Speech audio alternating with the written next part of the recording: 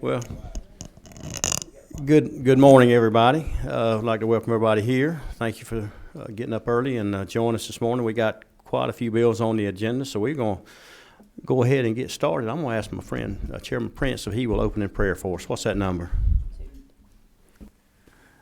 Let us pray. Eternal God, our Father, we thank you for this day, Father. We thank you for another opportunity to come together and do the business of this great state of Georgia.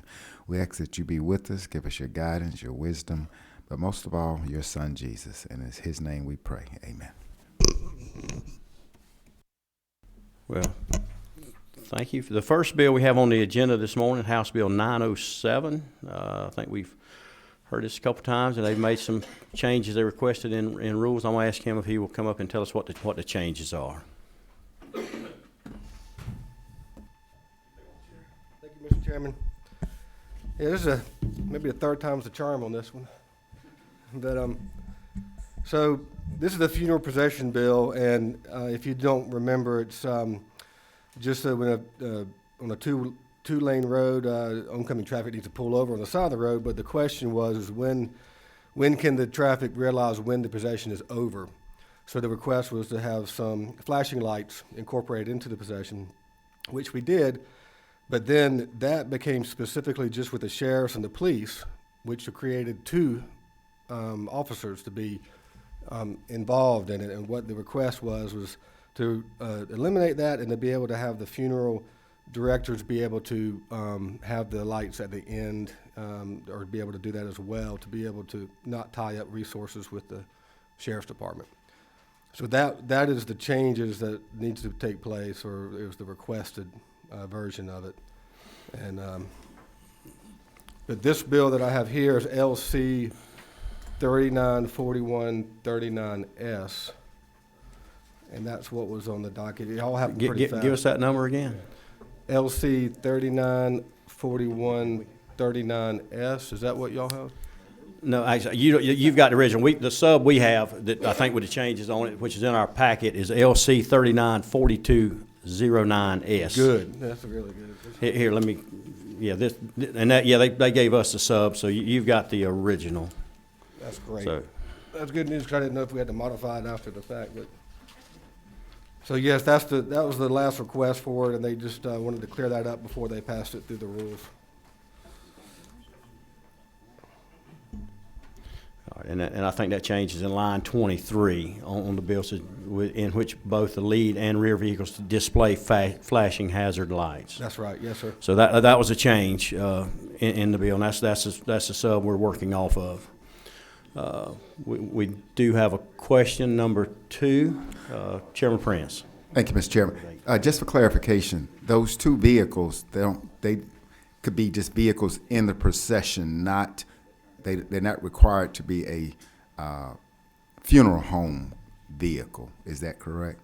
Because they'll tie up their assets, I'm sure, as well. Well, the funeral home won't. I'm sorry, Dan. Yeah. He coming. That's my understanding, yes, sir. So it could be just any.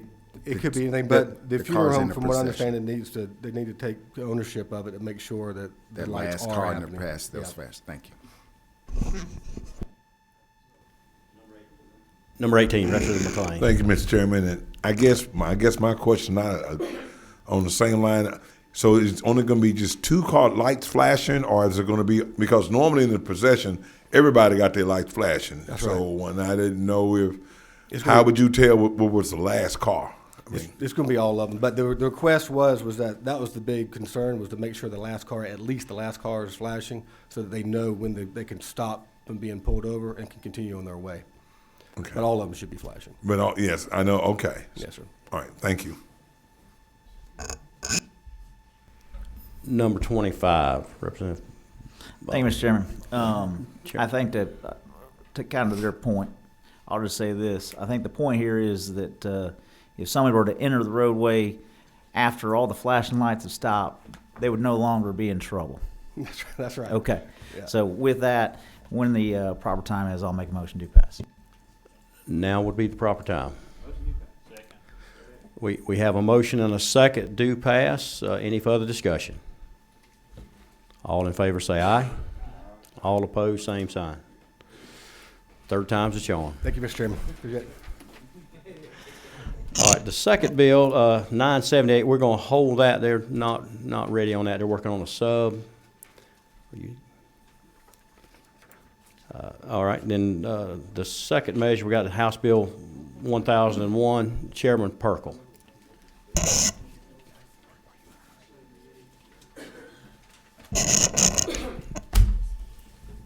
Thank you, Mr. Chair.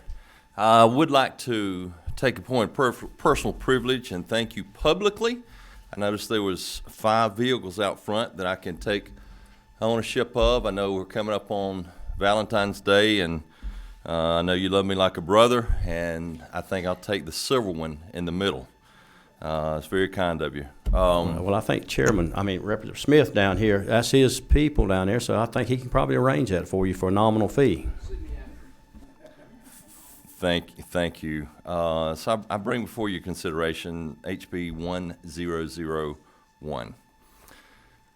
A few weeks ago, there was a storm down in my neck of the woods, and I left the Capitol. I went back to the house to check on the farm, worked on the farm a little bit, make sure I got all my cows hemmed up, make sure didn't blow my fences down, and check on my wife, and got up early the next morning in that 4 range to come back to the Capitol to do our duty.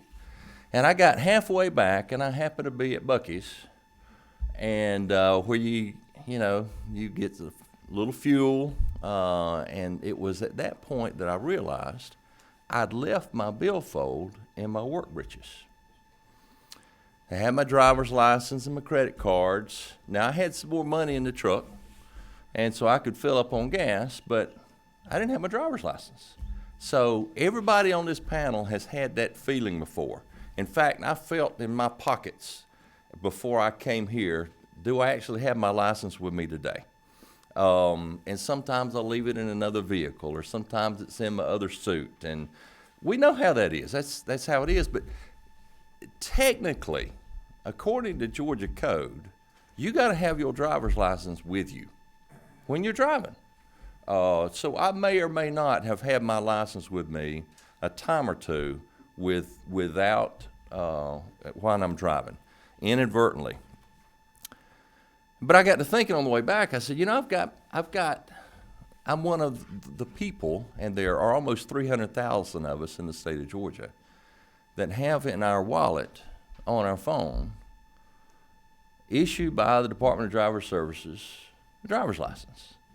I could take this right here and go through TSA at the airport at Hartsfield and fly to our nation's capital without having actually the physical license, Georgia driver's license, that this is sufficient to show that I am who I am, and I can get on an airplane and fly. House Bill 1001 does just one thing, and it turns a may to a shall. And that is on line 27 of this. So if I were to present my digital driver's license that's in my wallet, along with the 300,000 other people in the state, or 290 or whatever it is that has it, that will be sufficient for proof of driver's license. That's what the bill does. We have this with our insurance card. So I think the next iteration is possibly to show it on license as proof of driver's license. Well, apparently you didn't explain it very well. I've got a board that's lit up. So, is it possible that Sharon had your wallet that day? It could be possible. It could be, but she did not. All right. Number 25, Chairman Wiedauer. Chairman. Hey, Mr. Chairman, I just wanted to let you know that I think you're off the hook with the car outside, because after that testimony, I'm pretty sure he has too many vehicles. And I would agree with you, sir. I like the bill. Thank you. Number 24, Representative Ridley. Thank you. To my friend, I'm not asking this for personal reasons. I'm asking it for my friend to the left here. Could you explain 39 and 40, line 39 and 40, because he's really worried about what he has on his phone if he has to hand it over to somebody. Well, and there again, so some of my friends will have concerns about, and I don't honestly. So I have my wife. My wife has access to my phone, and she can see my text and my emails and such. So I've got a Could we strike clean that conscience. from the record, please? I have a clean conscience, but there is some concern in releasing your telecommunication device to someone else, and there is concern for But that. to be clear, you also, you can have your hard copy with you. That's correct. And hand them that if you don't want to hand them your phone. That's This exactly is right. just allow either or. Either or. So, Yeah. all right, number 22, Representative Montahan. Thank you, Mr. Chairman. And thank you, Chairman, for the bill. I see great need for it. I mean, as you know, I do driver's education, and all the time we've got I am young aware. drivers and 15-year-olds that don't keep physical copies of things very well. But we have found that they like this app. I think it's called DDS to go. And so this is a well-needed bill. This will help these younger kids as we transition further down into a digital world. But I do have some concerns. One of those you've already alleviated for me, which was the no person shall be compelled to release their telecommunications device. I would want to make sure, and it seems like that would be so, that even if a person does release their telecommunication device to a law enforcement officer, that they are not consenting to a search or a seizure by giving that. Now, I'm no lawyer, so I can't tell you whether or not this bill does it or not. I would just ask that you keep that in mind as you move forward with the bill. I think that's important. The second comment that I would make, and this was lines 27 to 30, is shall accept the presentation of a driver's license in the electronic format issued by the department. I think the question becomes, if someone issues you a digital license and I take a screenshot of said digital license, that is the license that was issued by the department, and that is an official display of a official license. But do we need to, do we need to tighten that up any? And I don't know. I can't tell you, but maybe the department has told you some information there that clarifies that. Okay, so I'm going to try and get to the point of what I think your question is. Okay. So actually, a screenshot. I don't know if this is appropriate. We're going to phone a friend. Phone a friend. Okay. Yeah. Good morning, Chairman and committee members. My name is Shavonda Leslie. I'm the Director of Governmental Affairs and Communications for Georgia Department of Driver Services. For a point of clarity, DDS to go is our app, but it does not provide you your digital driver's license. We are working with two vendors, Apple and Google. So you can get that app by going to your Apple wallet and your Google wallet, very similar to what you do when you board a plane or if you put your credit card in your Apple or Google wallet. And the screenshot is not the same as the information that we have in those particular vendor apps, wallets. Because there's once you download it, you'll see the card. Solely just the card. But then if you hit the I, your picture and your information that's on your driver's license is contained within that. Right here. Right. Very I've similar got to right that. here. So if I hit what now? I'm sorry. If you go into your wallet and hit the I, you'll be able to show that information. Okay. For I for information, that information is the same information that's on the front of your license is also on your digital credential. Any further questions for Ms. Leslie? But now, I just to be sure, and we'll figure that out. Yeah, Technology I'll show issues you. with, I'm a millennial, I can't figure it out, and that's, on me. But I just want to make sure that nobody could accept just some, screenshot copy image on their photos or something like that. They'd have to use that app here to be able to get that. That is the intent of the agency. Okay. All right. Thank you. Number 18, Representative McLean. Thank you, Mr. Chairman. I guess, I love it because I have it too. My only question that I think I have is showing this to, when I go to TSA and do it, they just have a screen. That's right. They have equipment that I can just lay it on and That's right. it reads it. That's right. But law enforcement, do they have that equipment already? I'm just trying to make sure that we don't put an extra burden on them getting the equipment that they don't already have. So, and there again, thank you for the question, and I don't want to put any undue problems for law enforcement. And I think we will. So there is technology. I recall that our DDS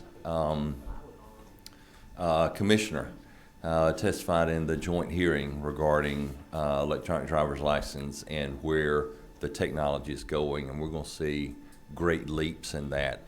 For instance, perhaps law enforcement, when they pull someone over, can actually send that, air something or another that goes to the vehicle, and they can know really who they're going to talk to before they get to the vehicle, which is going to be it's just going to be wonderful for law enforcement. My intention is not to provide additional problems, but I have everything on this electronic license that I have on my physical copy, with the exception, I will say, of weight that is not on this one, and might possibly be inaccurate on my hard copy as well. I will neither confirm nor deny. But everything else is the same that is on my hard copy that is available in electronic format.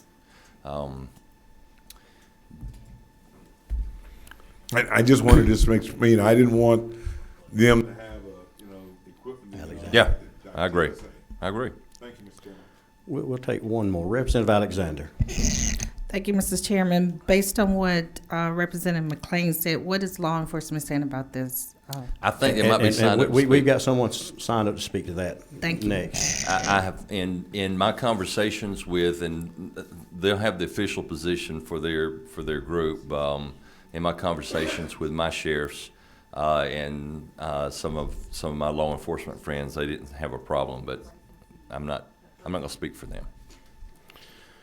All right, that's the last question. We do have someone signed up, Mike Mitchell with the Georgia Sheriff's Association. If you'll come to the podium, state your name and who you're.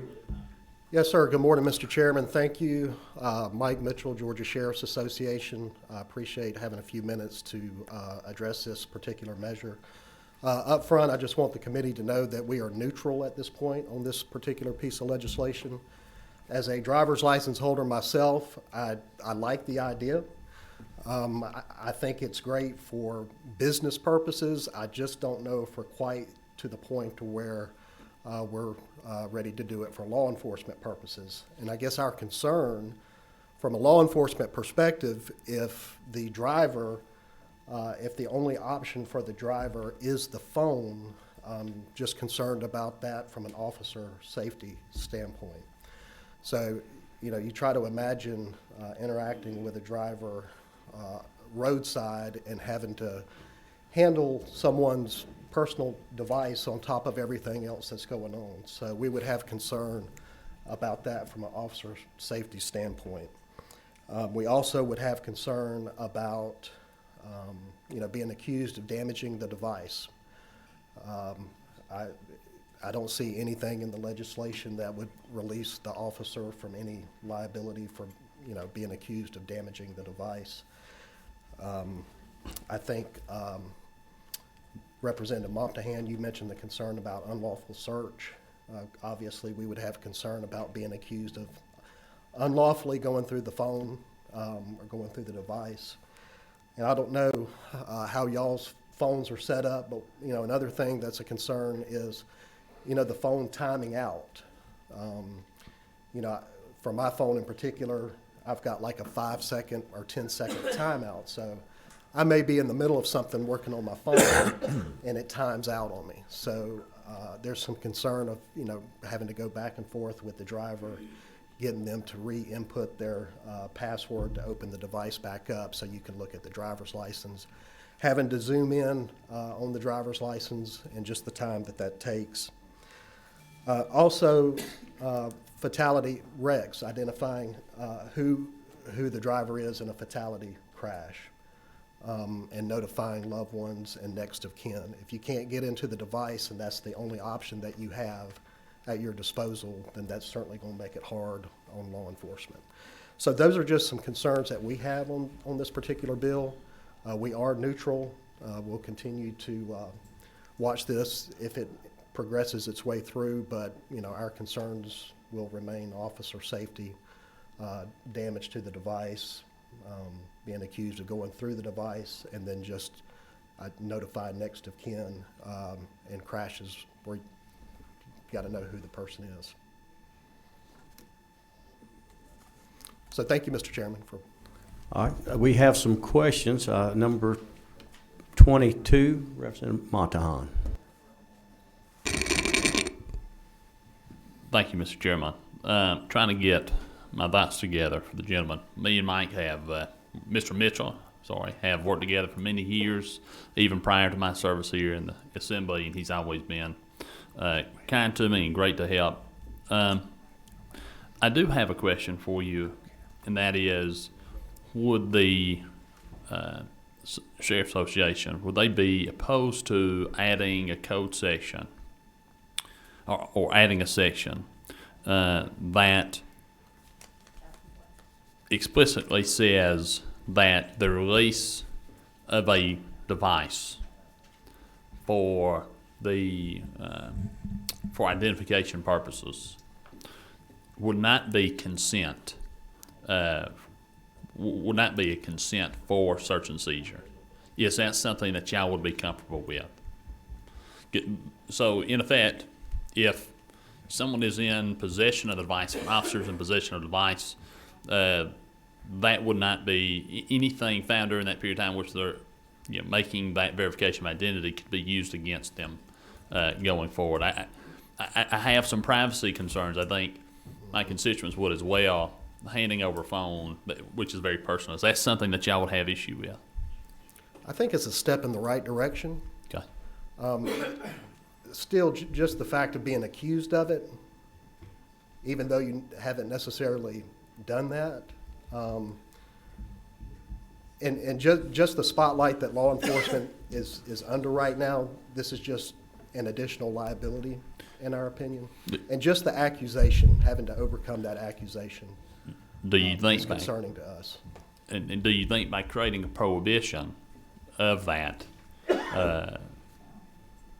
do you think that would help to clear that up? Saying, well, look, we can't even use information gained during identity verification on a phone. So, there should be no issue in handing your phone over to us for that purpose. Yeah, we'll be happy to take a look at whatever language the committee decides to come up with. Okay. All right, we're going to take one more question, and I think from what we've heard so far, I think we'll get the author to work with the Sheriff's Association. Let's come up with some language that kind of satisfy Representative Montahan's concerns as well, if we can do that. So this would be hearing only, so one more, Representative Kennard. Thank you, Mr. Chair. The discussion we just had, I think, is addressed in lines 36, 37, and 38.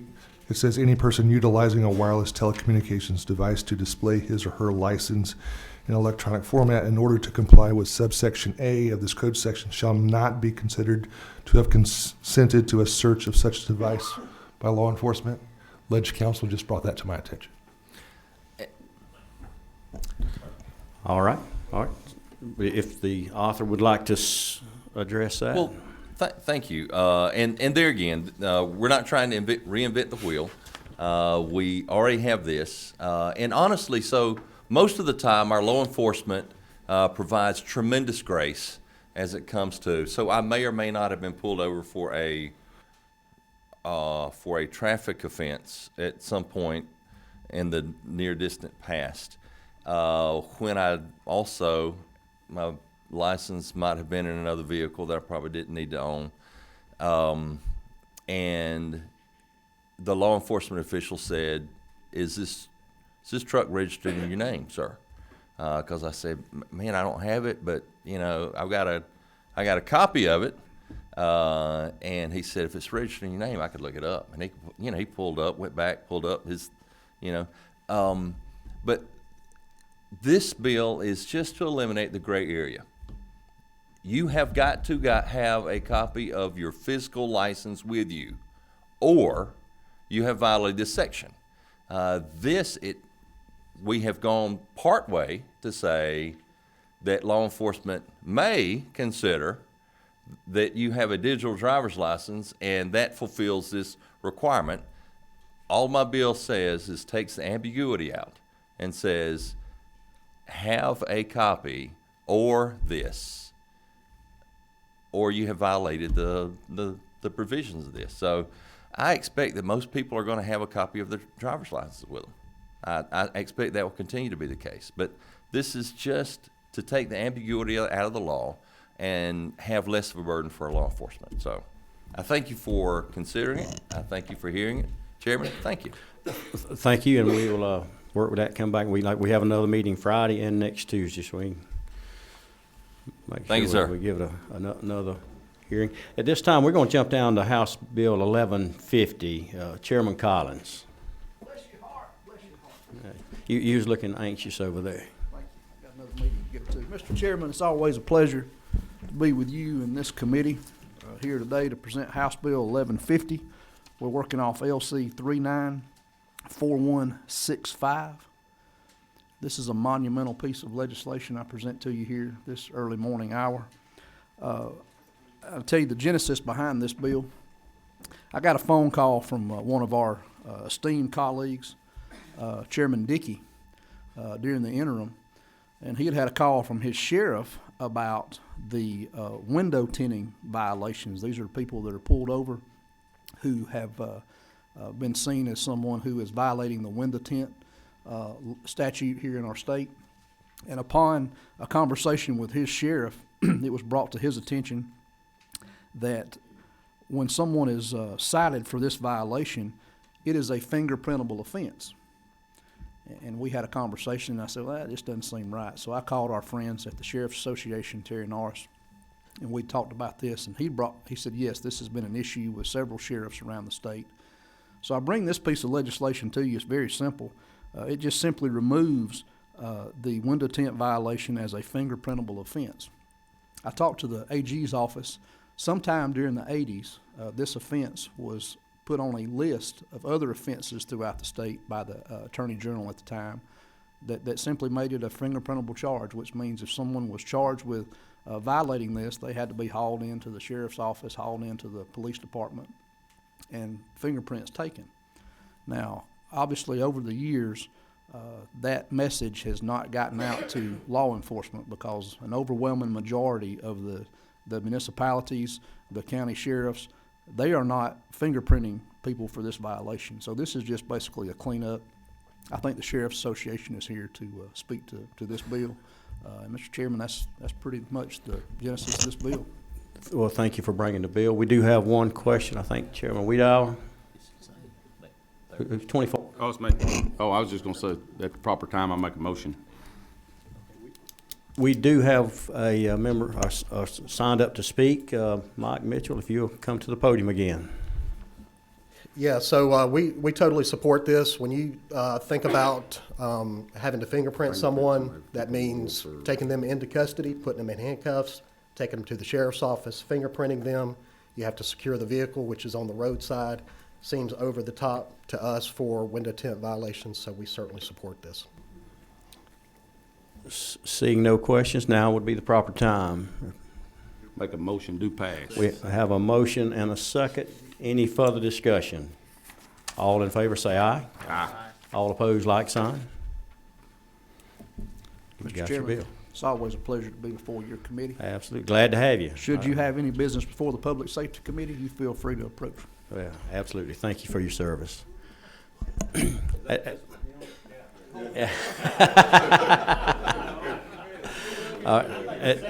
All right, at this time, we have one of the governor's floor leaders with us, and he's carrying a very important piece of legislation, and I see why they gave him this measure to bring before us. House Bill 1058.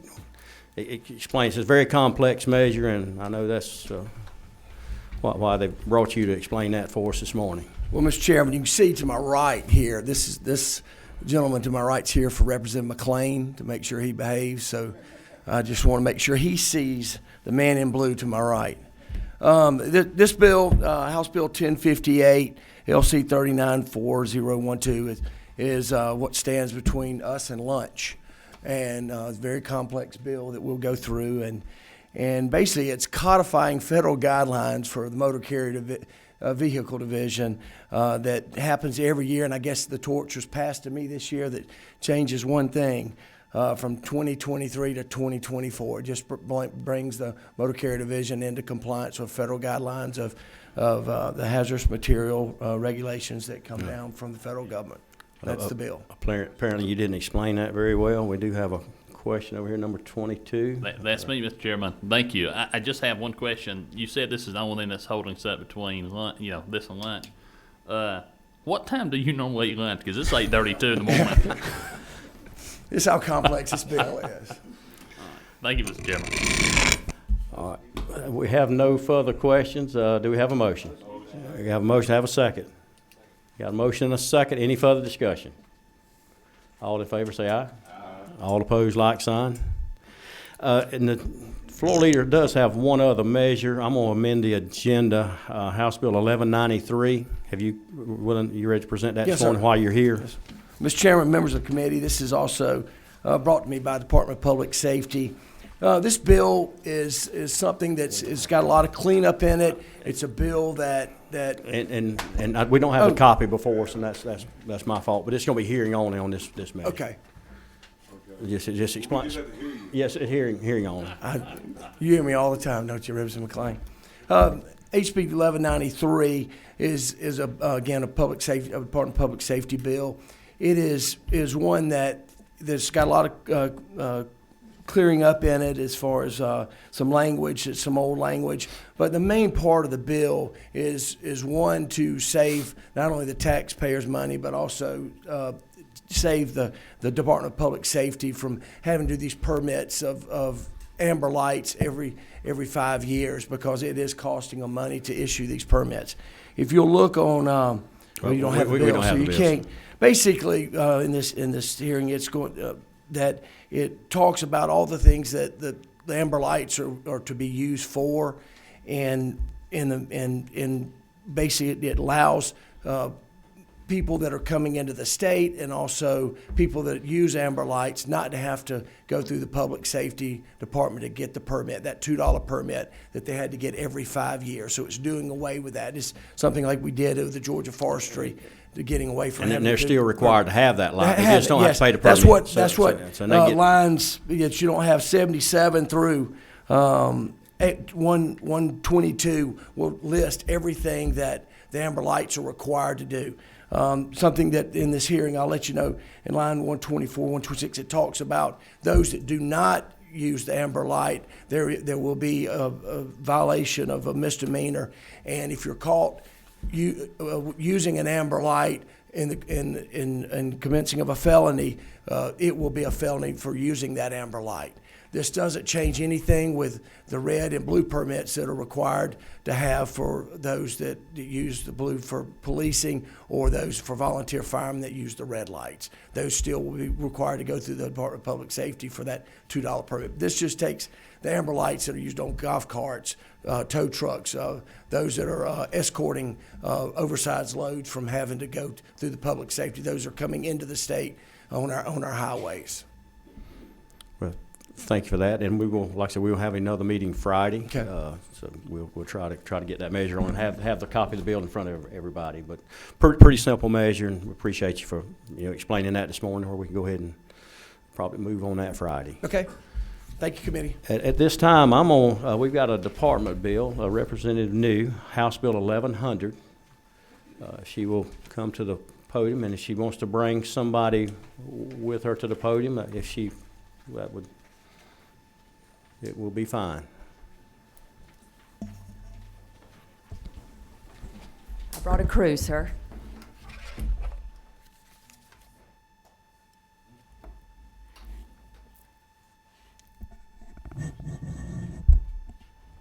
Good morning. Thank you, Chairman and members. I appreciate the opportunity to talk to you today about HB 1100. The LC number is 394210S. This is a Department of Revenue agency bill, and this is Austin Gibbons with the Department of Revenue. He's the Director of External Affairs. I've also got Robert Worrell with the Department of the Department of Revenue Motor Vehicles Division Director. I also have Matt Christie, Motor Vehicle Staff Attorney with the Department of Revenue, and then I also have Shavonda Leslie from the DDS. She's the Director of Government Affairs with me today.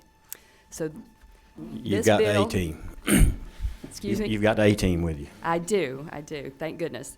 So this bill does 5 things. Section 1 allows the department to send electronic notices or emails, or the Georgia Tech Center to send customers who opt in to receive notices. So customers wishing to receive paper notices will still receive those, but if you choose to go electronically, you can opt in. These notices could include suspension, cancellation, or revocation of your title or your registration. So there will be a provision for the DOR if they become aware that you didn't receive your electronic delivery, so that they can also notify the customer in another manner. So it's just emailing if you opt in. It is just an option. Section 2, 3, and 5 clarify that all vehicles titled to a government entity will have a plate labeling it is a government vehicle. This does not apply to law enforcement at all, and this is for transparency and tax dollars. Citizens deserve to know that a government vehicle and the tag need to match who owns that vehicle. Again, it does not apply to law enforcement at all. Section 4, this legislation allows trailers to be included in the definition of fleet for vehicles that can have their registrations renewed as bulk. To define bulk, you must have 100 motor vehicles for this treatment. And this would speed up the renewal process for customers and counties. An example of fleet would be U-Haul, Avis, that sort of thing. It does sound like it might be a Clay Perkle thing. Section 6, this legislation provides statutory authority for the Department of Revenue to allow electronic transfer of titles. This is setting the foundation for the future of e-titles for Georgia. Our motor vehicle agencies around the country are already making a move to e-titling. It is the way of the future, and the department wants to go ahead and put down the foundation for the future for Georgia in e-titling. For example, in the future, if I wanted to sell a car to Chairman Corbett, in an idealistic way, as soon as he purchased the vehicle from me, I could get on my smartphone and transfer the title immediately. So that's what they're moving forward to. This is just setting the foundation for that. And this moves us away from paper titles and gives the option of e-titling for the future for Georgia. Section 7 allows the Georgia Department of Driver Services, the DDS, to also send electronic notices to driver's license renewals by email. And this, again, is an opt-in option. If you still want to get your notice that your driver's license needs to be renewed in the mail, you'll still get that. It's only if you opt in for emails. This is what this bill does. Thank you for the opportunity to talk about it, and if you have any questions, I'll take them at this time.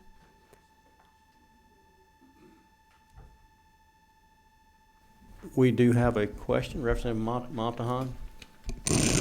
Thank you, Mr. Chairman, and members of the committee for indulging me this morning.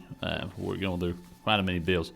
I do have a question. This is probably going to be for Austin or the others that are here with you today. How many, what would you say, even a ballpark percentage of the notifications that y'all send out are suspension, cancellation, or revocation of vehicle title? I'm going to look straight to Robert, who will have the operational knowledge there. Good morning. I wouldn't have the exact percentages, but it is a substantial amount. Quite a few are the insurance suspensions. I think we do about 900,000 letters per year, which is really the bulk of our suspensions or revocations that go out. The other options are usually, situations where there's a fraudulent title or something like that, fraudulent issuance of a registration, which is a very small percentage. So I would say the vast majority would be the insurance letter violations. Mr. Chairman, if I may, I want to posit maybe for some thinking to the committee, and that is when we're talking about the suspension or cancellation or revocation of a vehicle title or registration, it could create legal issues for that person if they are not notified, right? And so there becomes a level in which, in my opinion, maybe that's not the opinion of the committee, but in my opinion, that they do need to be notified in as many ways as possible. And so things like renewals, which are fairly common, that would be a great thing maybe to just make digital only. But there may be somewhere in this bill that you may want to add that if it is a suspension or revocation or cancellation, that then it would receive a mail copy as well, just so somebody who gets pulled over unknowingly, because insurance revocation now has criminal legal issues, towing of the vehicle, if it's not registered or for whatever reason, that could create issues for Georgians. And so we may want to have some level of notification for these folks, regardless of whether or not they opt in for electronic service. I do see where this is going, and I think it's a great move, but I just have those issues that we don't want to get people in this criminal legal system if we don't have to by proper notification. Thank you, Mr. Chairman. Yes, Representative, and we're very aware of that. That's why in the disclaimer for opting into electronic notifications, if you look on lines 34 through 37, we are explicitly stating that it could include suspension, revocation, or cancellation. And also there are provisions in the bill, and I can get you line numbers after, that relate to if we become aware that delivery failed, and also for if we become aware that they have withdrawn their consent for electronic notice. One more, yes. I would only say that I think for most folks, if you're like me on this Apple iPhone we were toying with earlier, we click the terms of agreement and we just scroll and we hit okay, next. There's not often times where we are actually reading, and I'm ashamed to say that myself, we don't read these things. And so I'm afraid that your intent is great, and I think it's a wonderful bill and a great step in the right direction. But I do have some issues that we're going to wrap people up in this system. And we're talking about hundreds of dollars in fees, right? We're talking about getting your car towed and tow fees and lot fees. You're wrapping people up in a lot of things that we may not want to wrap them up into. So I would just ask maybe to think about that as you move forward. Yes, sir. Thank you. Number 25, Chairman Weedow. Thanks, Chairman. I appreciate the bill. Austin, I deal with the department a good bit on the appropriations, just for the benefit of the committee. When the the amended budget, we often are making adjustments to simply postage, because the federal government continues to raise postage on a regular basis. Even solicited the question of can we just buy a million forever stamps, But anyway, I appreciate the bill. Certainly understand where Representative Montana's coming from, but I think this is definitely a step in the right direction, especially to wrap our hands around the the growing costs of mailing all this stuff out repetitively. But thank you. And Chairman, that's the exact reason that Department of Driver Services asked to add Section 7 to this bill after it had been first read. Seeing no further questions, I think it's a great bill, moving Georgia forward in the right direction. The previous bill that Chairman Purple had, the electronic driver's license, that's the future. We can drag our feet or we can be proactive, and I appreciate you bringing this measure. And I think Chairman Prince has a motion. Motion do pass. We have a motion do pass. All right, let me take a second on the bill. Got a motion and a second. State your amendment. Thank you, Mr. Chairman. I would ask for the committee, given the timing here, I would just ask that we strike on lines 36, may include suspension, cancellation, or revocation of vehicle title, or. You want to strike that? Yeah, so in effect, I want to make sure that people have to receive those notices by mail. I mean, I get the rest. I understand receiving notifications for renewals and others.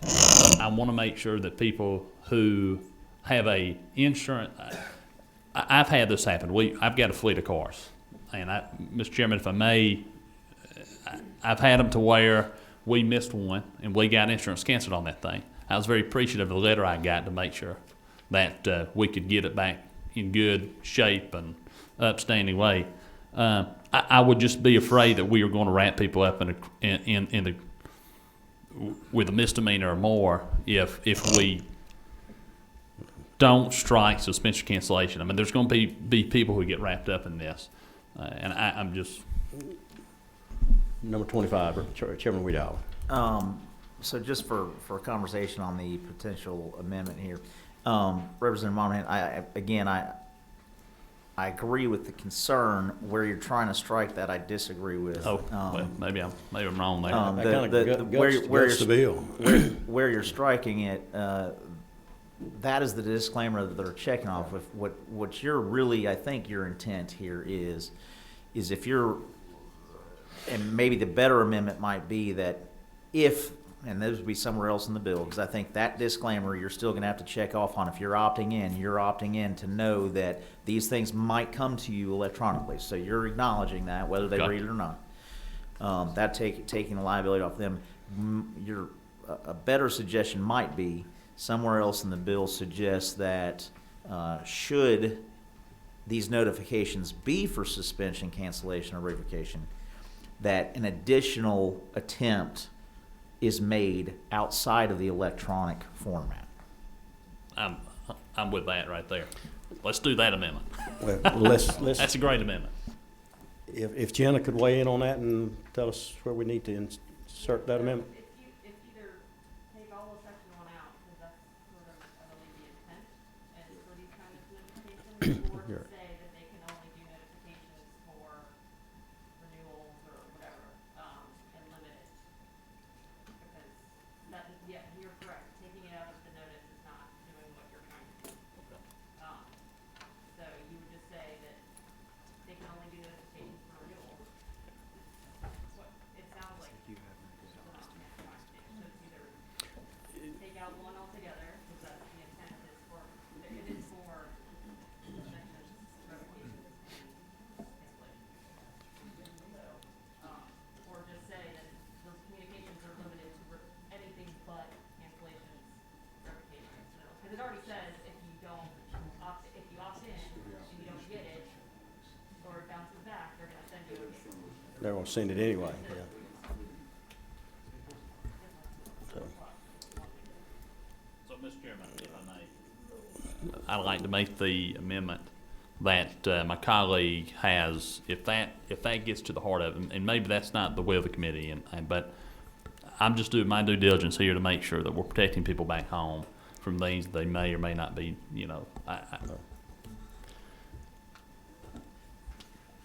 Personally, I think we're covered in what you're saying. If they do not acknowledge that they've received that, they've got a way to appeal it, and you will send an additional notification. So we have a motion for an amendment. Do we have a second on the amendment? Second the amendment. All right, we have a motion and a second. Yeah. Yep, let's write it out. So I think what, line 26, notice required by the department upon owner pursuant to 2 or 3 of this title for renewals. That's it, right? And then you change the notice. It's already covered that if it bounces back and they don't want it, they don't have to get it. That's in the bill. So if you're concerned about revocations, cancellations, and you don't want them doing electronic notice at all for that, then you need to limit it on line 26, and then we'll change the disclosure, because you're not saying revocation anymore. So it's only for renewals, is what your request sounds like. Should read that for the committee.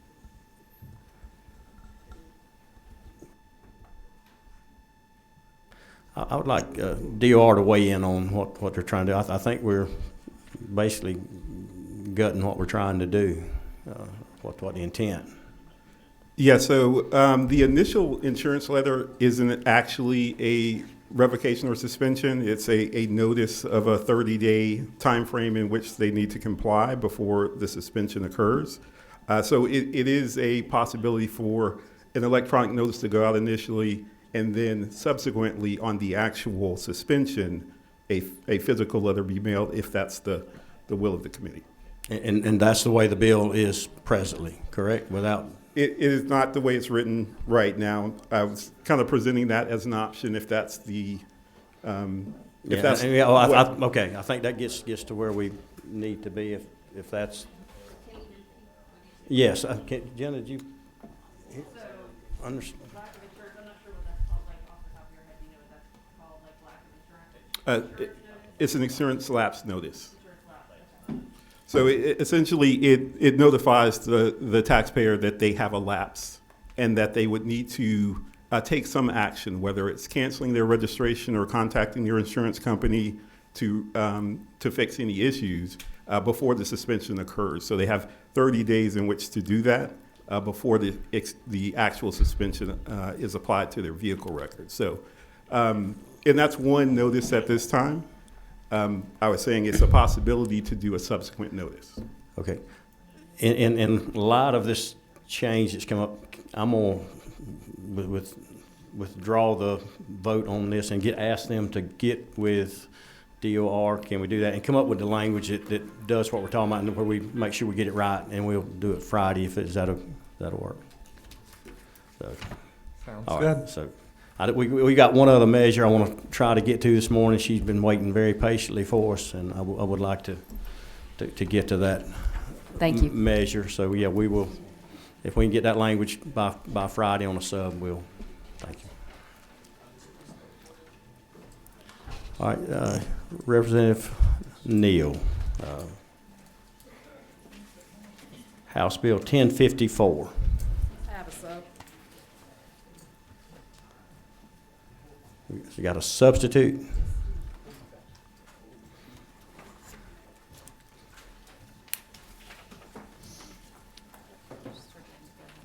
Yes, please.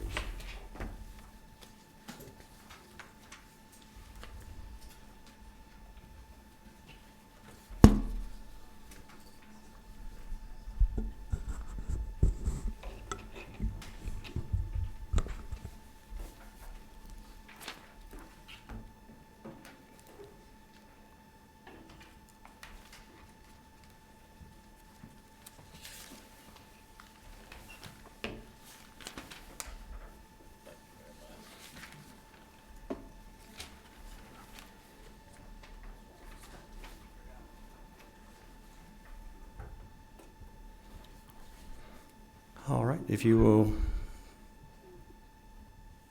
present your bill. We're on a hard stop, so we're. Okay. Didn't expect that much time on that bill. On a couple of bills, didn't expect that much time this morning, so you never know. Absolutely. I appreciate it. So thank you so much. Thank you to the committee. Thank you to the chair. Today I bring to you House Bill 1054, the traffic signature bill.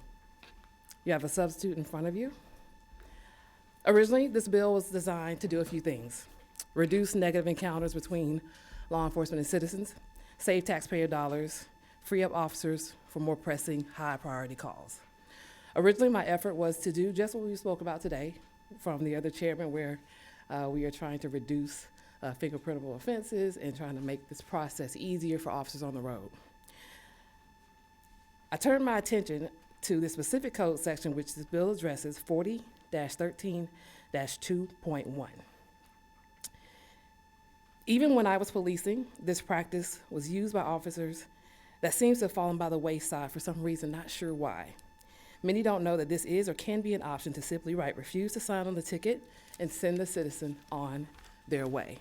And arrest is not necessarily necessary. So currently the process, you get a ticket, you have to pay a fine, go to court, or if you you might end up going to jail for failure to sign said ticket, depending on what law enforcement officer you encounter or the jurisdiction you might pass by. So if you get stopped in Chattahoochee Hills, which there should be a letter of support in your folder from them, you'll get a refuse to sign and you can go about your business.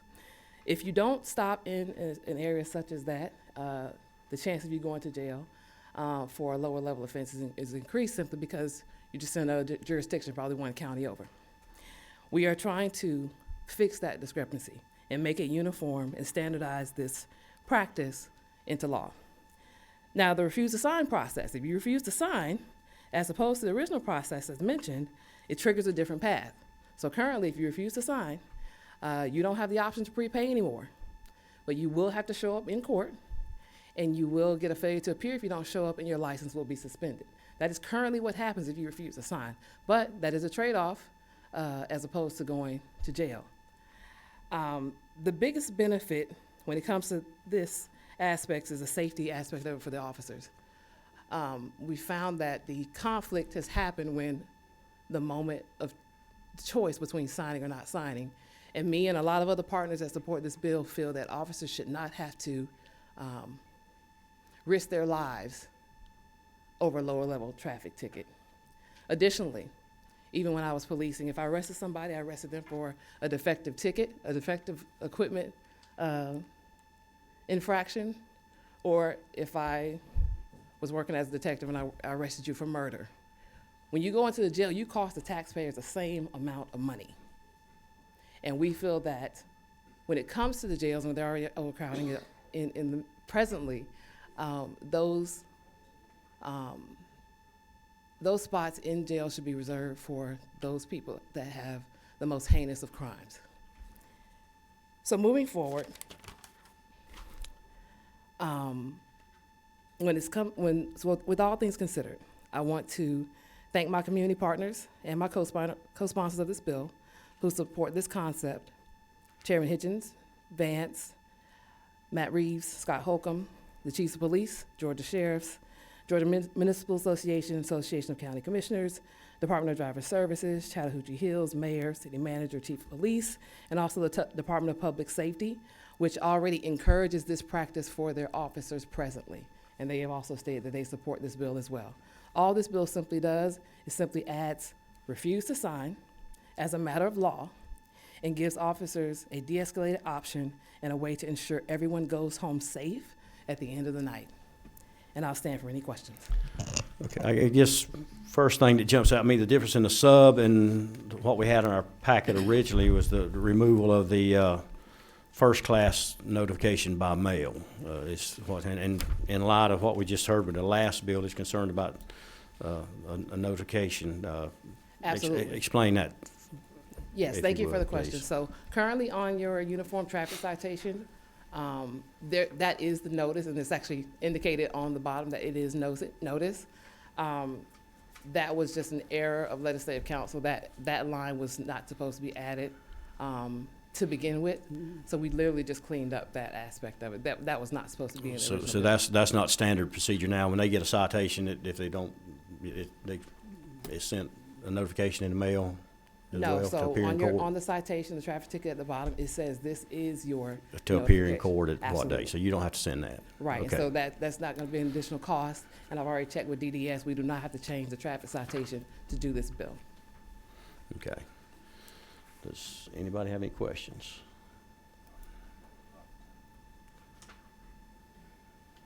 Number 25, Chairman Weedow. Is there a place anywhere they can opt in electronically? Just curious.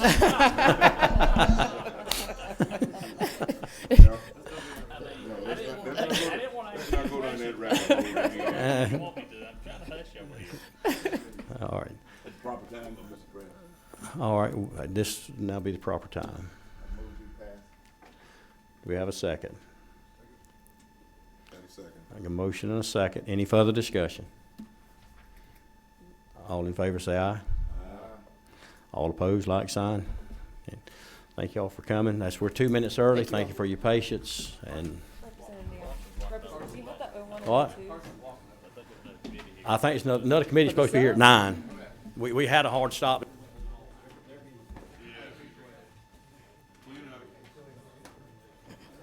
I can get it to you.